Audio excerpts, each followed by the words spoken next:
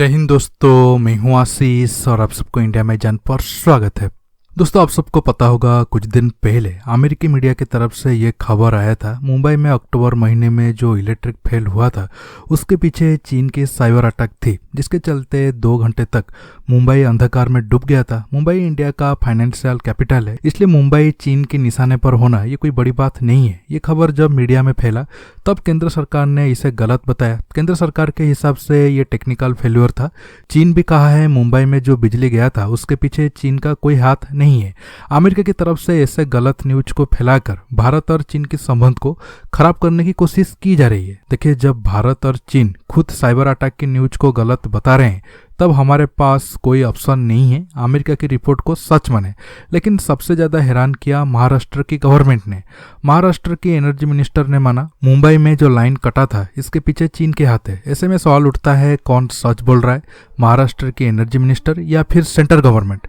दोनों की बयान में अलग क्यों है? ये कोई छोटा मुद्दा तो है नहीं जो हम लाइटली ले। ये एक तरह से जंग है। आप ऐसे सीरियस मुद्दे को मजाक नहीं बना सकते हो।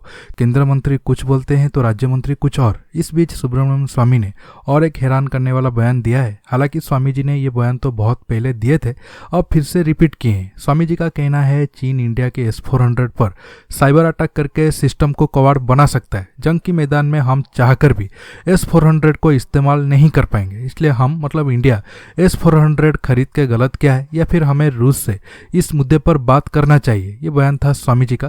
देखिए, 6-7 महीने पहले जब स्वामी जी का पहले इस टॉपिक पर बयान आया था तब इसे ज्यादा सीरियसली नहीं लिया गया था। लेकिन अब मुंबई वाला न्यूज आने के बाद हम ये न्यूज को लाइटली नहीं ले सकते हैं, नहीं तो नुकसान हमारा ही है। देखिए, अब भारत, चीन, रूस और अमेरिका जैसे बड़े बड़े देश शायद एक दूसरे के खिलाफ जंग के मैदान में उतरे और बड़े बड़े हथियारों का इस्तेमाल करें।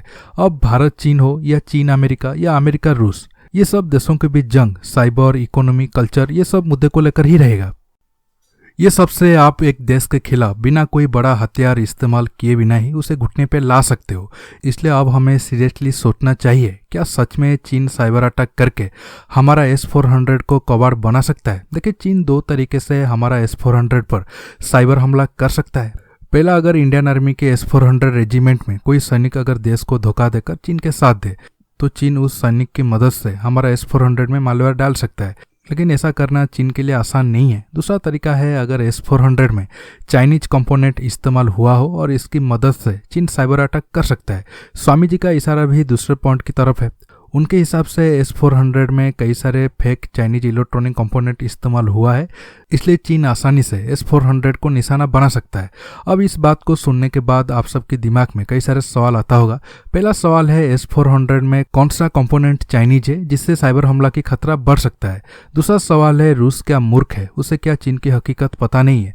वो क्यों चीन के सामान इस्तेमाल करेगा? अगर चीन भारत के S-400 को रोक सकता है तो रशिया ने S-400 को भी हैक कर सकता है। क्या पुतिन साहब ऐसे गलती कर सकते हैं?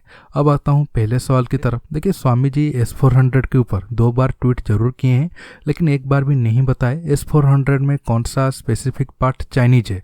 जब तक हम नहीं जानेंगे हाँ S-400 में ये पार्ट चाइनीज है, तब तक हम खुलकर नहीं बता पाएंगे S-400 पर साइबर हमला करना चीन के लिए कितना आसान होगा। उम्मीद है next time Swami ji details point के साथ S-400 मुद्दे को रखेंगे। दूसरा सवाल है, रूस क्यों चीन की पार्ट को S-400 में इस्तेमाल करेगा? देखिए, हम इस सवाल को ऐसे रिजेक्ट भी नहीं कर सकते। अमेरिका भी 10 साल पहले चीनी सामान को अपने डिफेंस इक्विपमेंट में इस्तेमाल करके फंस चुका था। 2012 की पेंटागन रिपोर्ट से अमेरिका में हड़कंप मच गया जब पता चला अमेरिकी एयरक्राफ्ट में लगभग 1 मिलियन फेक या खराब क्वालिटी की चाइनीज इलेक्ट्रॉनिक पार्ट को इस्तेमाल किया गया था। हालांकि तब अमेरिका ने डिटेल्स में नहीं बताया वो सब एयरक्राफ्ट कौन थे जिसमें चाइनीज फेक इलेक्ट्रॉनिक पार्ट को इस्तेमाल किया गया था। लेकिन इतना खुलासा हुआ था कि भारत अमेरिका से जो C-130J ट्रांसपोर्ट एयरक्राफ्ट और P-8 मैरीटाइम पेट्रोल एयरक्राफ्ट खरीदा था उसमें चीन की फेक इलेक्ट्रॉनिक पार्ट इस्तेमाल हुआ था। हालांकि बाद में अमेरिका अपनी गलती को सुधारते हुए सब पार्ट को चेंज किया और आगे चीन से कुछ भी इलेक्ट्रॉनिक पार्ट नहीं लिया। इसलिए हम ये नहीं कह सकते हैं रूस चीन की प्रोडक्ट को S-400 में इस्तेमाल नहीं कर रहा है। अब ऐसा भी हो सकता है रूस खुद के लिए देश में ही बना हुआ कंपोनेंट को S-400 में इस्तेमाल कर रहा हो, लेकिन जब विदेश से ज़्यादा एक्सपोर्ट ऑर्डर आता हो तब टाइम बचाने के लिए चीनी कंपोनेंट को इस्तेमाल कर सकता है। देखिए, ये सब सवालों के जवाब रूस के पास होगा। हमारे लिए अच्छा है भारत सरकार इस मुद्दे पर एक बार रूस से बात कर ले और सारे डाउट को क्लियर कर ले, क्योंकि अब हमारे पास टाइम है। हमें अब तक एक भी S-400 सिस्टम रूस से नहीं मिला है। अगर एक बार सारे S-400 सिस्टम चीन के इलेक्ट्रॉनिक पार्ट के साथ इंडिया आ गए तो बाद में हमारे मुश्किलें बढ़ सकता है। दोस्तों, आज के टॉपिक में बस इतना ही। आपको ये वीडियो कैसा लगा नीचे कमेंट बॉक्स में कमेंट करके बताइए। दोस्तों, ये वीडियो को ज़्यादा से ज़्यादा लाइक शेयर करने के साथ साथ आप मेरे चैनल को सब्सक्राइब करना मत भूलिए और सब्सक्राइब बटन के पास जो बेल आइकन है उसे प्रेस करिए ताकि आगे आप मेरे आने वाले वीडियो को मिस ना कर सके। दोस्तों, रहता हूँ बहुत जल्द एक न्यू टॉपिक के साथ मिलूंगा। नमस्कार, जय हिंद।